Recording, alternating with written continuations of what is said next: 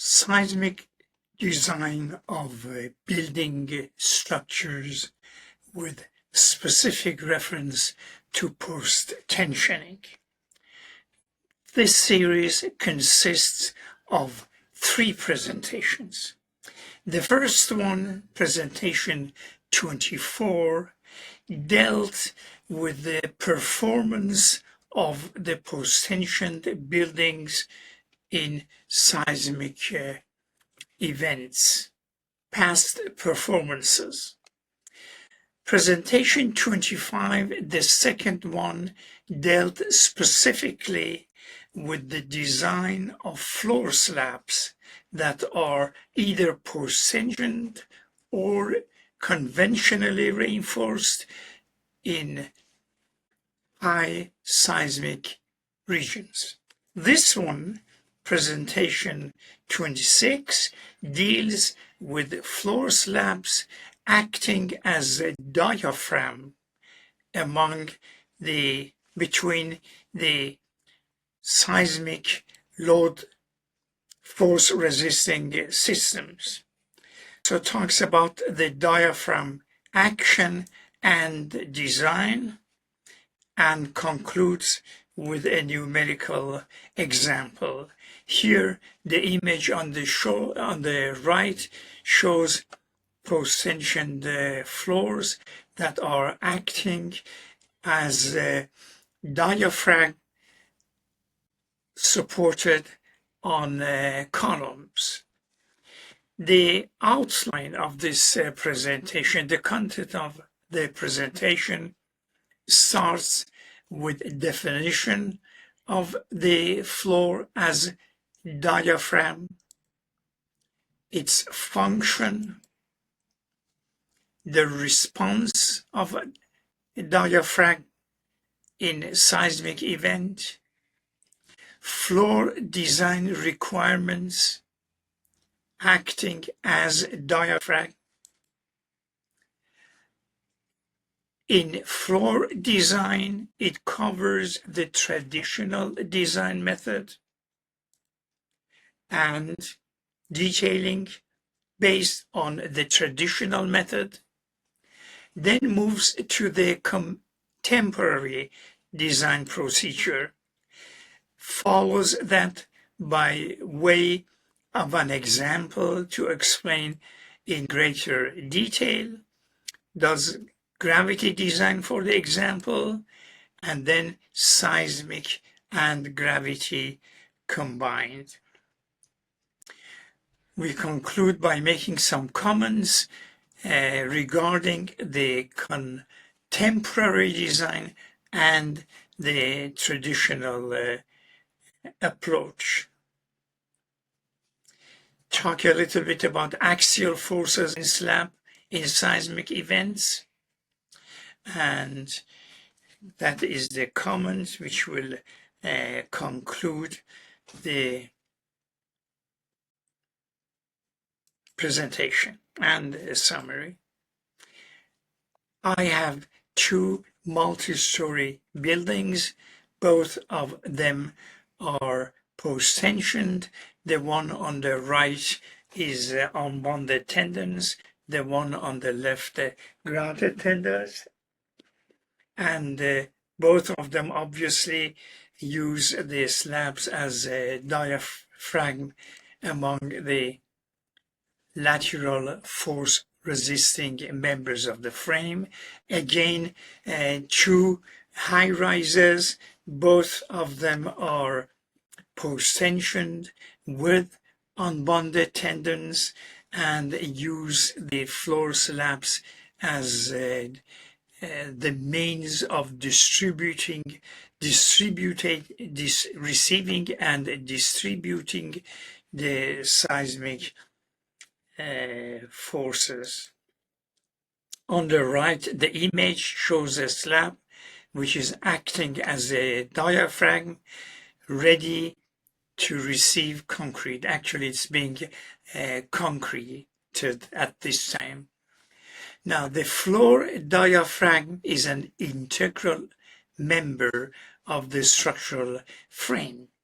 In addition to carry own weight and the load directly on it, floor slabs are essential members in the lateral load resisting path of the structural frame. And that is the topic of this presentation. Floor slabs receive and distribute among the supports the lateral, the horizontal forces acting on the building. The primary horizontal forces a building is subjected to are seismic and wind. In places like California, seismic is governing. With respect to seismic events acting as a diaphragm, the primary functions of the floor slab are continue to safely resist the design gravity load directly on the floor. Obviously, the gravity load does not disappear in event of seismic conditions. So the gravity load has to be continued to be sustained. Then sustain the in-plane forces that are generated in the floor resulting from the floor mass under the seismic acceleration. Floor itself has mass and shakes, receives acceleration, so it generates forces within itself, and obviously it has to be adequate to receive or to safely sustain the forces generated in it resulting from seismic event. And finally, to transfer safely the seismic forces delivered to the floor from the lateral force resisting members of the framing to which the floor is integrated, and safely distribute the received forces among the seismic force resisting members that floor is attached to, the floor is supported on. In addition to receiving and distributing and safely transferring forces, there will be a change in geometry of the slab in the horizontal plane. There will be a sway in the course of a seismic event. That sway should not exceed a given limit to minimize damage to the other members of the building. Image on the right shows a floor slab reinforced with unbonded tendons and ready to receive concrete, acting obviously as a diaphragm. Floors adequately designed for gravity. Floors that have already gone through gravity design qualify to act as a diaphragm to resist and transfer the seismic force generated in them locally from their own mass. What does it mean?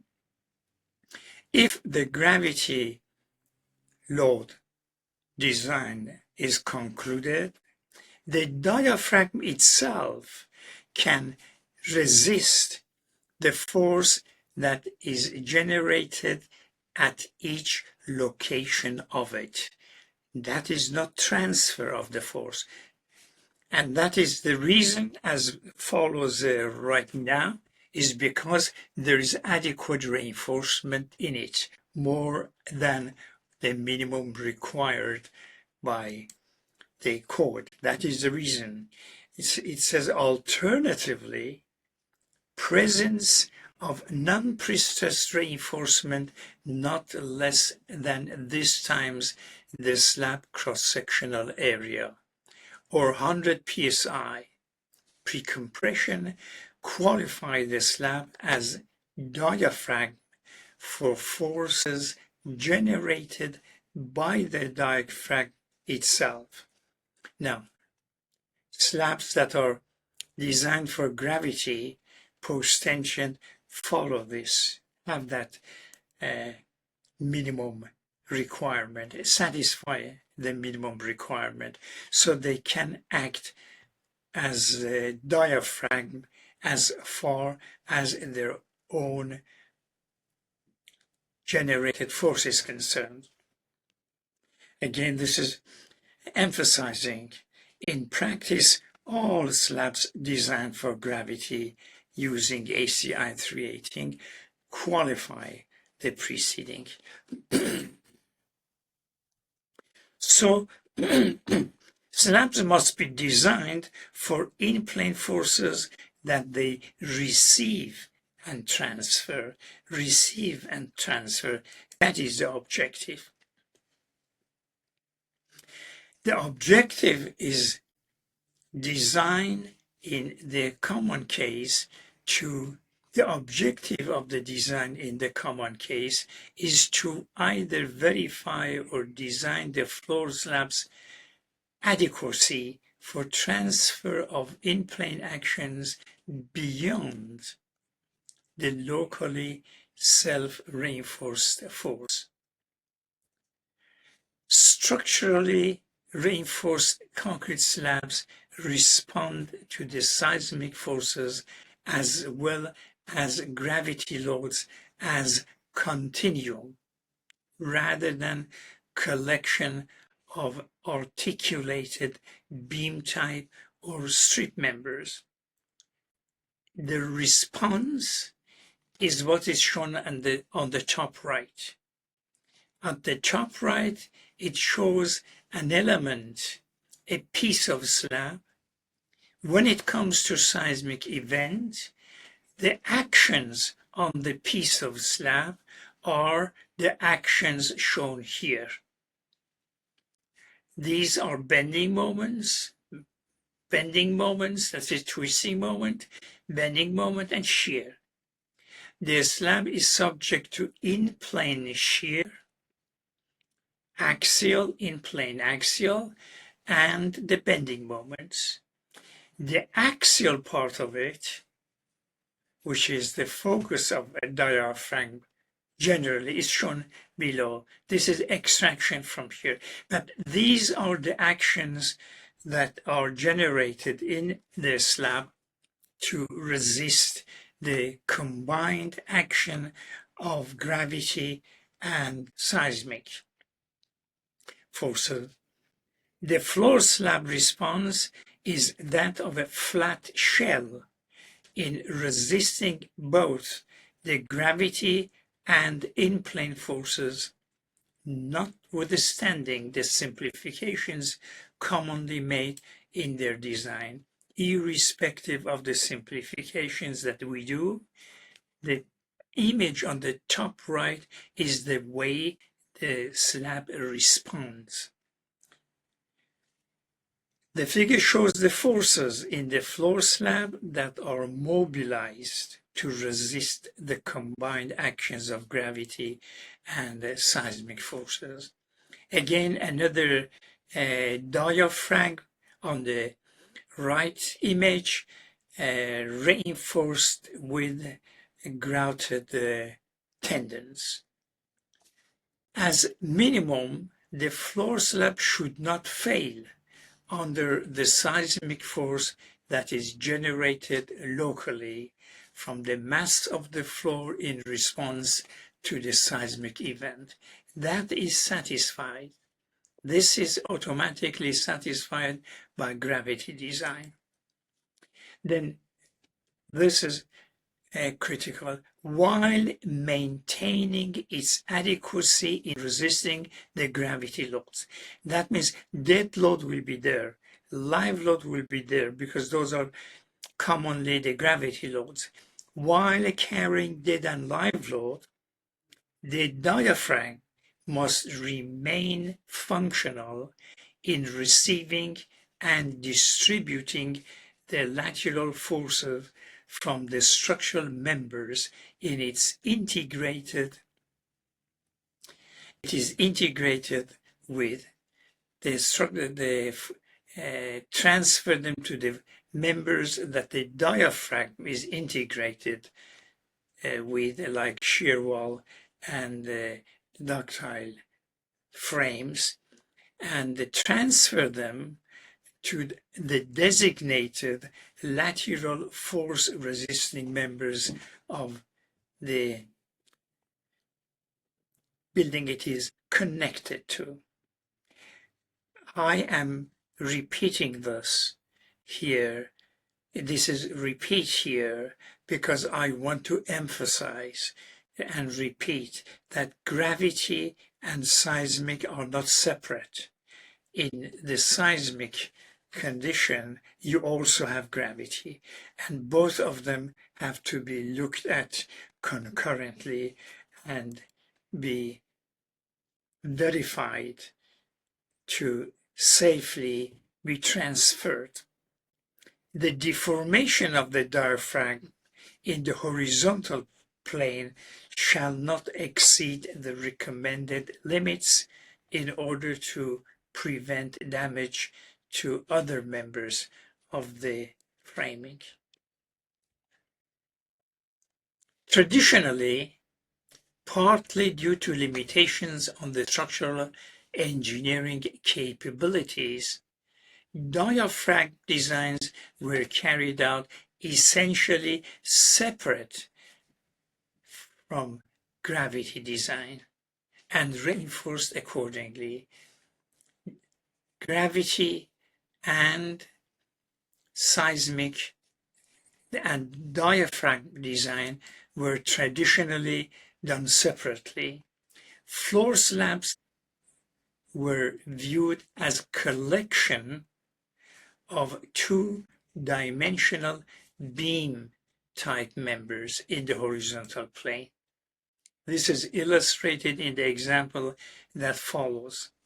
Today's computational capability recognizes the inherent property of floor slab as continuum in response to gravity with or without in-plane forces. Strictly, floor slab acts as flat shell in resisting the applied forces, irrespective of the source of the force and its orientation. The response is response of a flat shell, not influenced by the application of the load. The diaphragm reinforcement of the comprehensive design method is configured to resist the combination of both actions, combination of gravity and seismic. It must be adequate for gravity, number one, because seismic event is not always there, and then gravity and seismic, number two. Detailed example given here in the slides that follow illustrate the concept and the steps.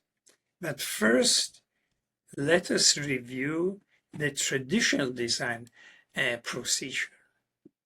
I have selected the image on the right to just go over the traditional design. It is somewhat simplified drawing for illustration, showing the shear walls in one direction only. The traditional design procedure views the floor slab as beam or beam type or band type articulated members acting in the horizontal plane, like the entire here is considered as a beam under this seismic force shown, remaining in one plane, remaining in the horizontal plane. Interior column supports aren't shown here for clarity, and also shear walls in left or right are not shown for clarity.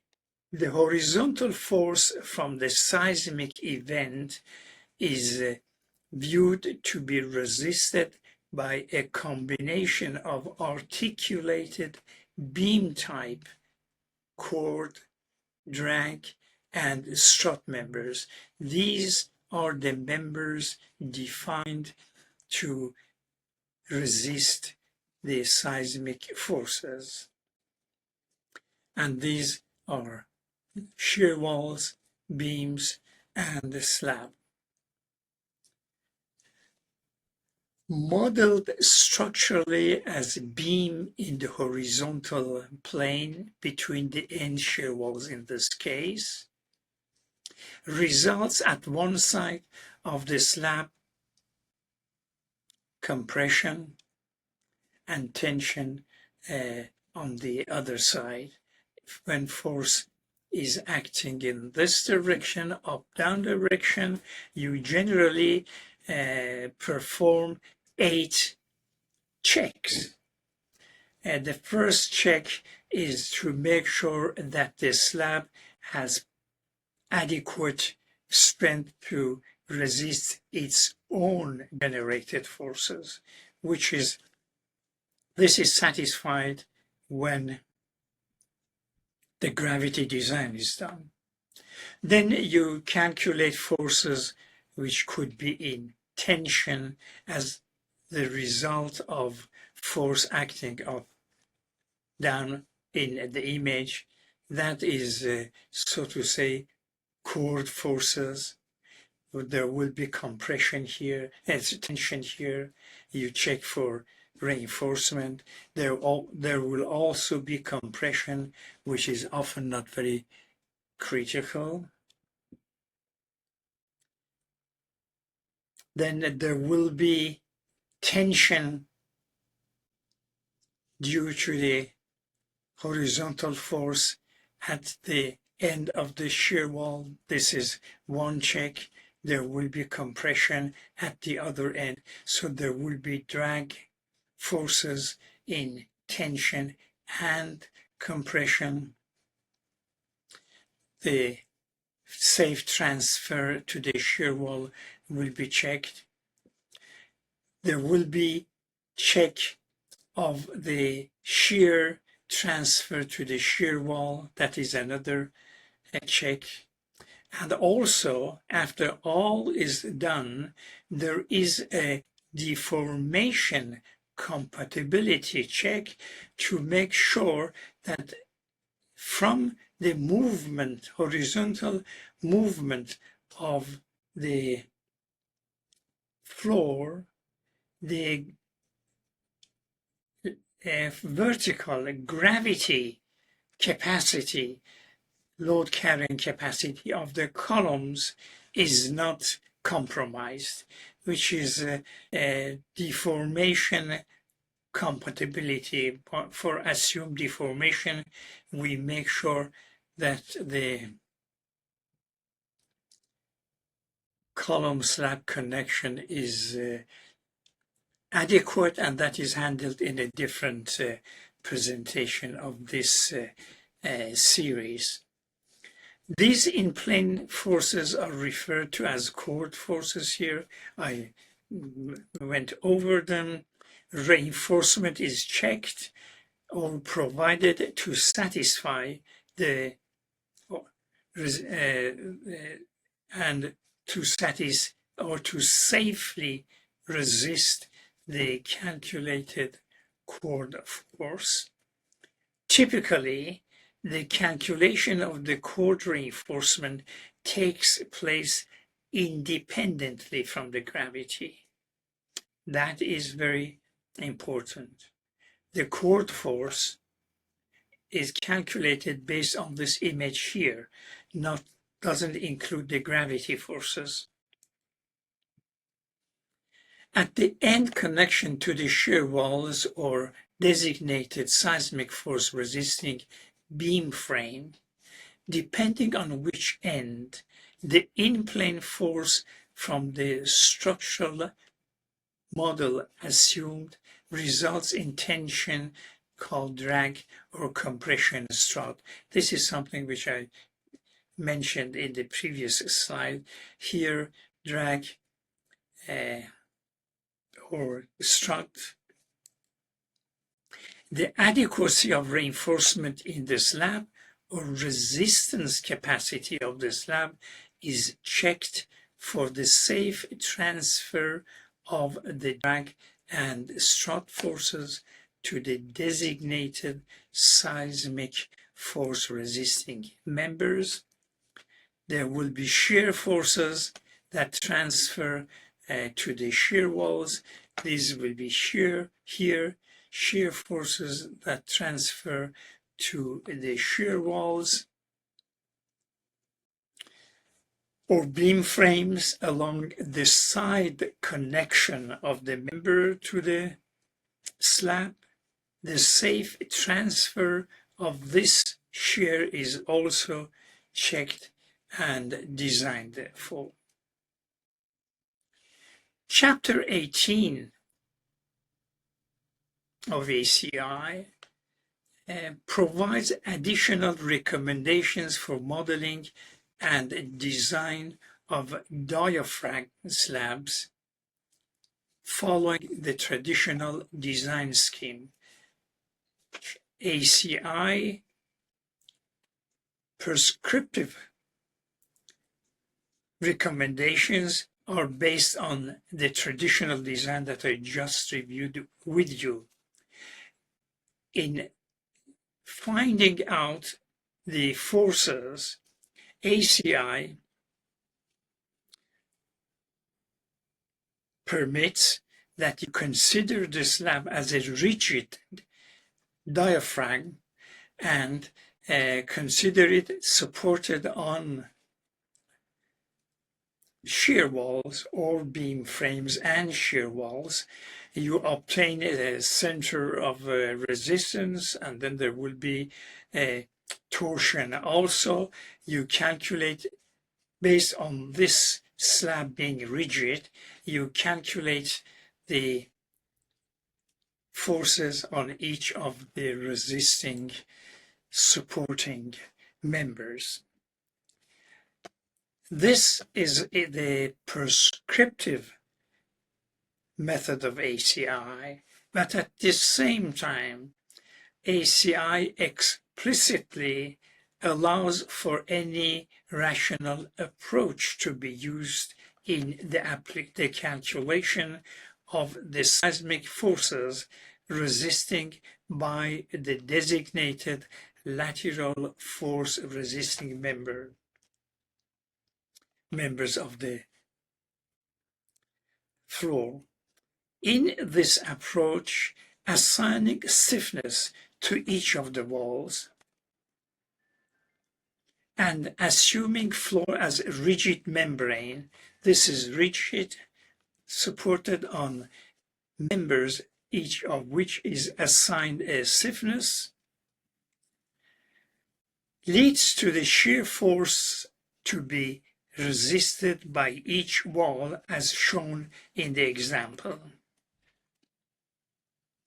Going through the traditional approach, you end up with drag members or drag forces for which, as shown in the diaphragm on the right, you may have to provide reinforcement. Developments in computational technology permit the recognition and accounting for the inherent strength of floor slabs in resisting the seismic forces.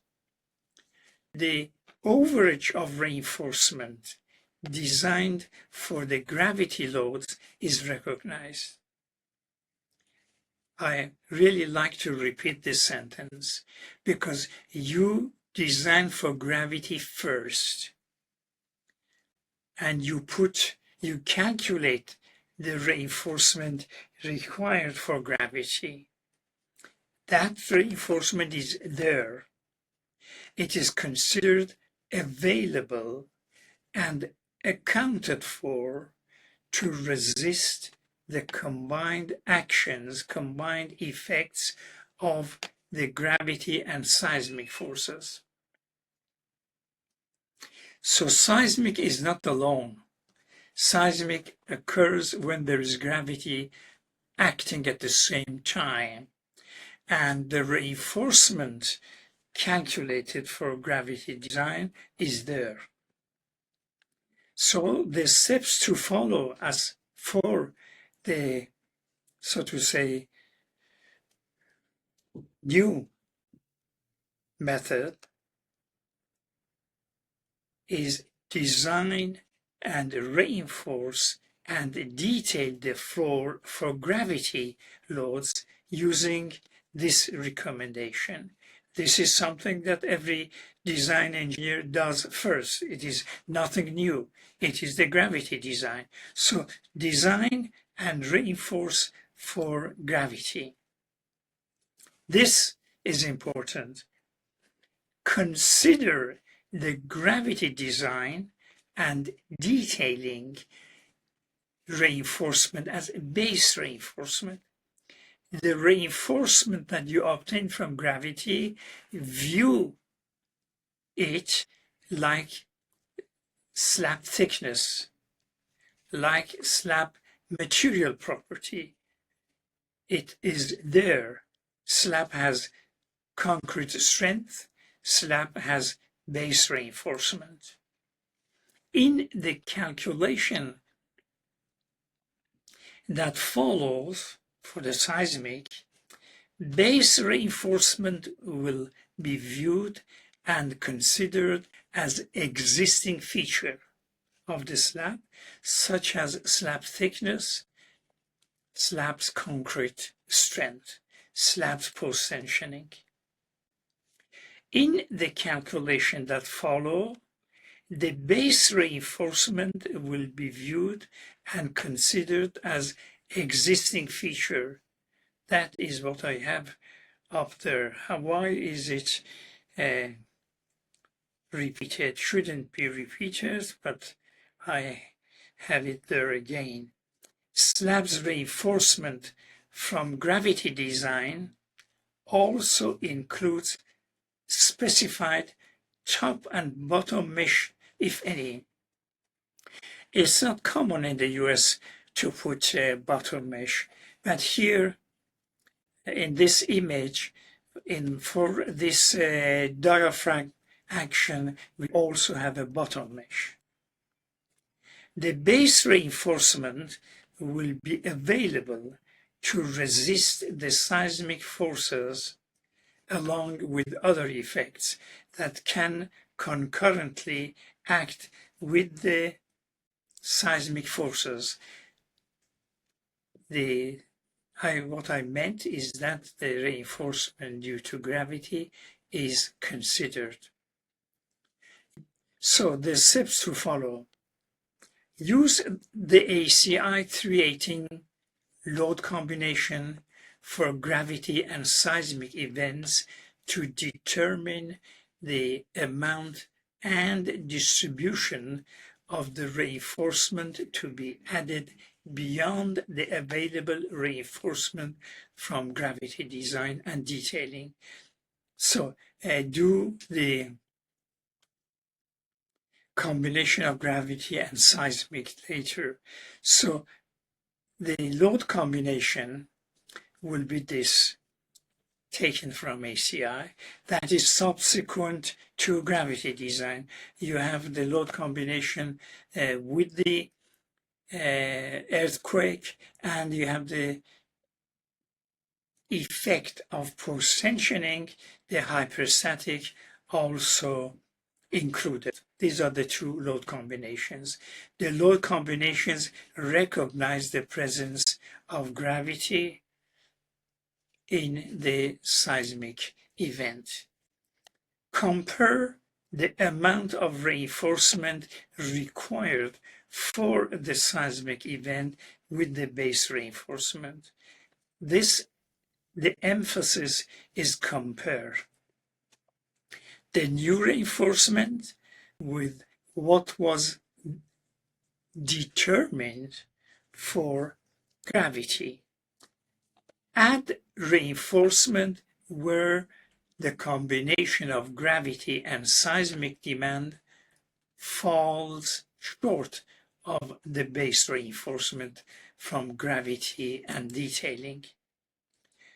The preceding procedure fully accounts for the reinforcement from gravity design and detailing in resisting seismic event.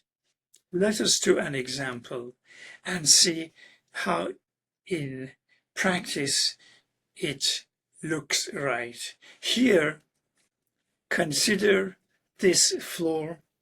I have shown the shear walls in one direction. There will obviously in real structure be shear walls or other members for seismic event in left, right. Also, I consider the seismic event in along the short direction. This is a post-tension resisting on columns. The floor is subject to gravity, dead and alive, and post-tensioning. It also will be subject to seismic forces. It is required to design the slab acting as diaphragm for gravity and seismic using ACI 318. Consider the action of seismic force along the short direction. The general layout of the slab dimensions are shown on the right. Slab span typically 30 feet, thickness 8 inches, wall thickness is given, column dimensions are also given, floor to floor height given. Unbonded post-tensioning is used in both directions. 1/2 inch 13 millimeter strands are used. Post-tensioning provided is one strand at 16 inches. Spacing qualifies for minimum post-tensioning. It is more than the minimum required. Tendons are grouped in the long direction and distributed along the short direction.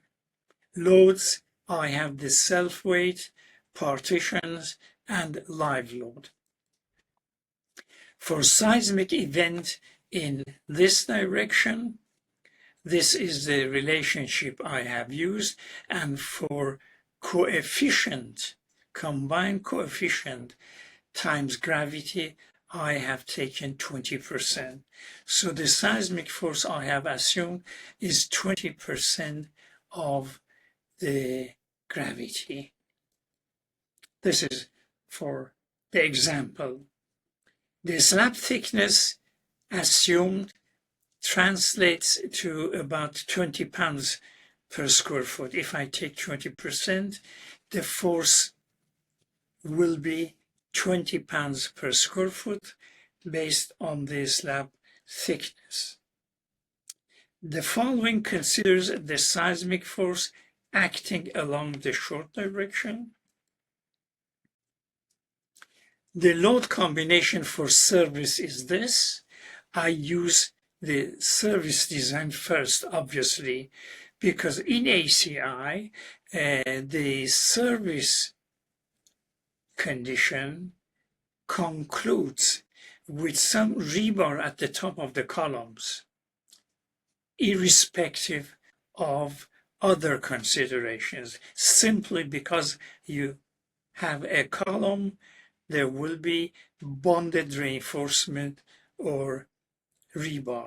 Even when you have bonded post-tensioning, actually ACI explicitly requires to add rebar on top of the column. And this rebar will be available to resist seismic forces also, seismic and gravity. Then I do the safety load combination, which is here. There will be reinforcement, likely to be reinforcement, not always obtained from the safety design. I add that also to the design. Then I go to gravity and seismic event, use this load combination, which has seismic as well as post-tensioning in it.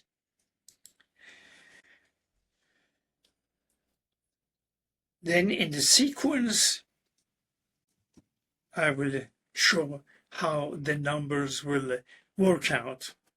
This is the service condition. The review of the service condition is not required for the design of the floor diaphragm.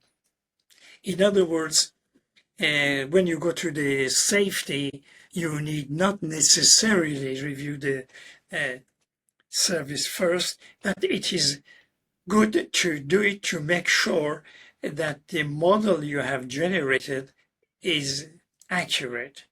I have shown here the contour, deflection contour of this floor under gravity under service condition. The objective is to visually check it against your experience and your expectations, where there should be deflection, where should be no deflection, how the contour should look like. This is just a check, visual check on validity of the model generated. Then the reinforcement from the gravity design that supplements the tendons are recognized and considered. These are what I show here is reinforcement in addition to post-tensioning to satisfy the code requirement.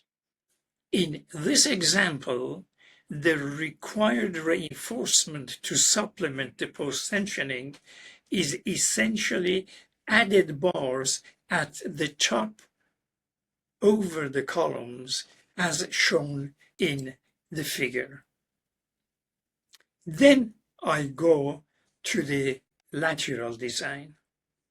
The image here is plan, exaggerated horizontal displacement of the floor under combined action of gravity and seismic. That gives you also the data to check against maximum allowable, so to say, horizontal displacement. The horizontal displacement of the floor under the action of seismic force acting along the short direction and gravity load is shown in the figure. For the strength design under the action of gravity and seismic forces, the steps are as follows. Consider the PT tendons and the added reinforcement calculated for the gravity design in the previous step as base reinforcement. Consider PT and the reinforcement from detailing and gravity, like slab thickness, like concrete strength, as part of the existing. In resisting the force demand from the seismic load combination, the base reinforcement from above is viewed as available. Where base reinforcement is not adequate to meet the new load combination from seismic and gravity, there rebar is added. Hence, the reinforcement reported from the seismic load combination is additive to the base reinforcement from gravity design. The excess is to be added, not the entire. Now, in this example, looking at the image on the right, the added rebar to that of gravity design necessary to meet the combined effects of gravity and seismic event is shown here. The added reinforcement is only these bars over the column here. The combined action of gravity and earthquake in this example doesn't result in chord bars doesn't result in chord bars here along the edge of the floor, otherwise arrived at from traditional design. In this example, the added rebar from the seismic effect is over the interior columns, which is somewhat different from the common expectation from traditional design. The precompression from tendons in and tendons cross-sectional areas in this structure are accounted for to resist the seismic and gravity demand. Existence of tendons are accounted for. Precompression is accounted for because it is there. Only the shortfall is met by added reinforcement. Just for interest, I have calculated the tension and compression for each of these design strips. By design strip, I mean a row of column with associated tributary. So there would be a design strip there. And the tension, maximum tension, is here.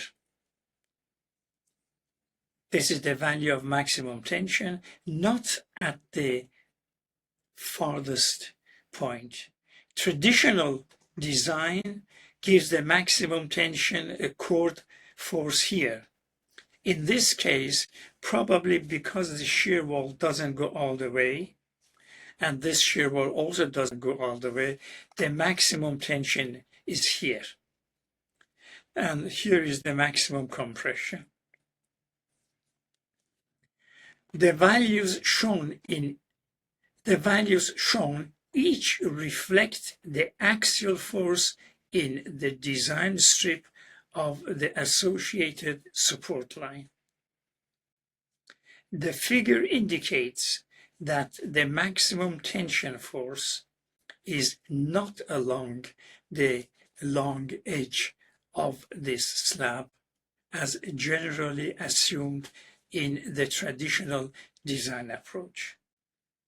Now, this contemporary approach so far gives me what happens at the interior of the slab, where reinforcement is needed, and so on. But it doesn't give me right now, so far, what happens to the transfer of force to the shear wall. I'm going to talk about that shortly. In this case, the shorter length of the shear walls than total width of the slab has contributed to the maximum tension not occur along the slab edge. So far we've taken care of the slab. Now the next step is to make sure that the seismic force transfer to the lateral force resisting members of the floor is adequately taken care of. Here, seismic load case follows the design and detailing for gravity condition. This is what we had before. Under seismic load, the reinforcement and detailing is in place, is considered. The existing reinforcement of the gravity is fully accounted for. The seismic load case result in added reinforcement at selected locations. We look at that. Once the floor slab is designed and its reinforcement adequately verified for the gravity and seismic events, it is necessary to check the transfer of the combined seismic and gravity forces of the floor slab to the lateral force resisting members of the floor, such as shear walls and beam frames. Here is a shear wall. The transfer of the force to the shear wall has to be verified, adequacy of it, and for that we make a design section here to calculate, to determine the force, and automatically, this is important, automatically check it against the existing reinforcement at this location. Here again, at the face of the shear wall, at the tip of the shear wall, along the side of beam frame, at the end of the beam frame. So these types of sections are made and done subsequent to the gravity and seismic. Figure shows the location of design sections at the side and or end of the designated lateral force resisting members of the floor. The force demand and the adequacy of reinforcement at these design sections that are shown for the load case gravity and seismic concludes the safe design of the floor as diaphragm to demand forces. In the figure, sections marked 1 are at the end of the wall's moment frame and account for the traditional concept of drag and strut forces. Sections marked 2, this and this, among other demands, address the shear transfer to the designated seismic members. ACI has recommendations shown here on the right for reinforcement which would be provided at the design section that I showed in the previous example. This shows the reinforcement which may be necessary along a shear wall, reinforcement which may arrangement of reinforcement at the end of the wall. Once the force transfer demand at the face of the and the end of the lateral force resisting members of the floor diaphragm are reported from the analysis shown in the previous page, ACI offers design recommendations for the safe transfer of the reported actions to the associated shear wall. Figure in ACI outlines the locations where additional reinforcement for safe transfer of lateral forces to the shear walls may be necessary.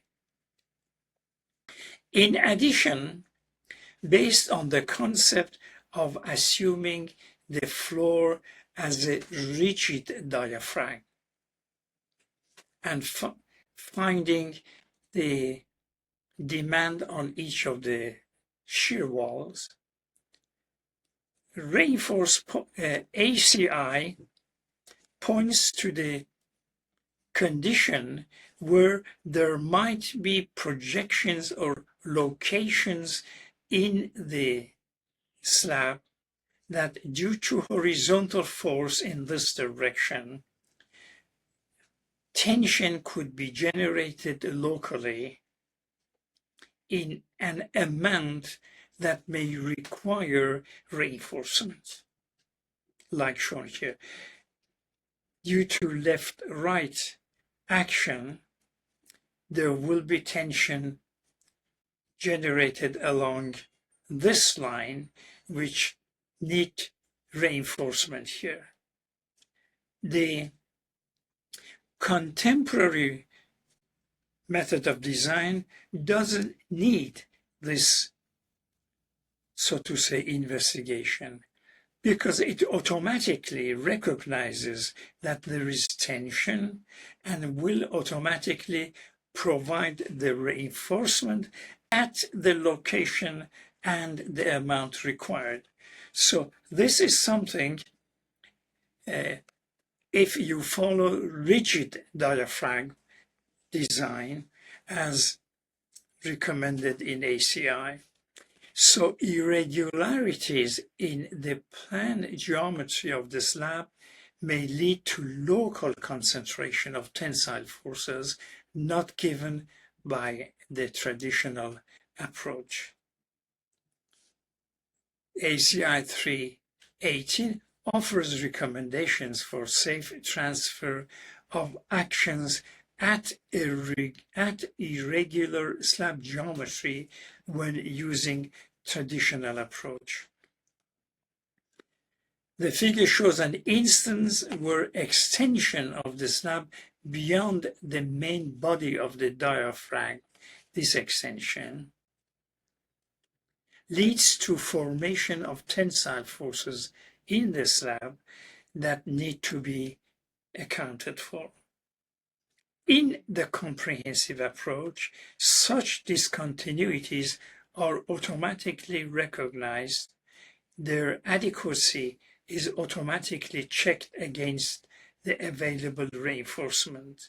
The shortfall, if any, is added and reported.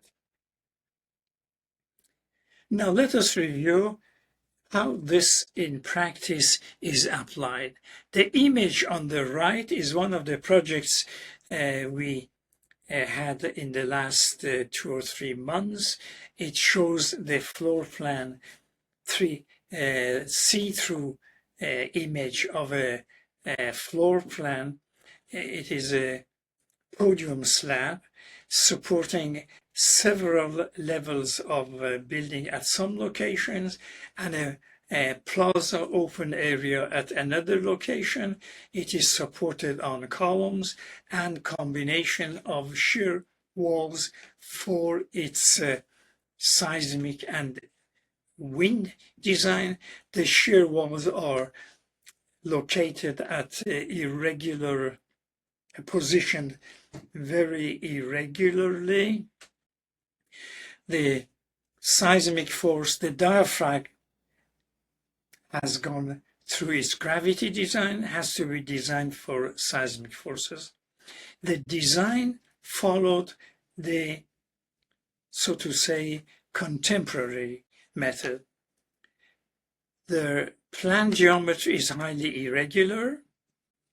There are significant changes in slab thickness and depressions. Shear walls aren't positioned in a regular pattern. Podium slab over part of its area carries weight of several levels of superstructure. Design steps was as follows. Designed it for gravity, checked or added reinforcement for the combined actions of gravity and seismic forces. After gravity, we did for combined action of gravity and seismic forces, and added reinforcement were needed in excess of the gravity design. Then check the adequacy of gravity and seismic forces for selected design sections. By selected design section, I mean sections at the face of the shear walls, end of the shear walls, along the face and end of the shear walls, as shown in this image on the right. Illustration of locations were along the side or the end of shear walls. Design sections are made to verify or design for strength adequacy of the location for safe transfer of seismic or gravity forces. These are the samples showing the transfer of shear here, transfer of shear here, at the end here, on both sides. Here, this side was not considered to be critical. It is shown here. But in any event, one needs to put design sections on each side of the shear walls as shown here, and at the end of the shear walls. Again here, I have on the left the layout, on the right the selection of design sections using the contemporary design method. Now, coming to the conclusion and summary. I started by saying that there are presentations in number 24 and 25 that cover design of floor slabs for seismic events. In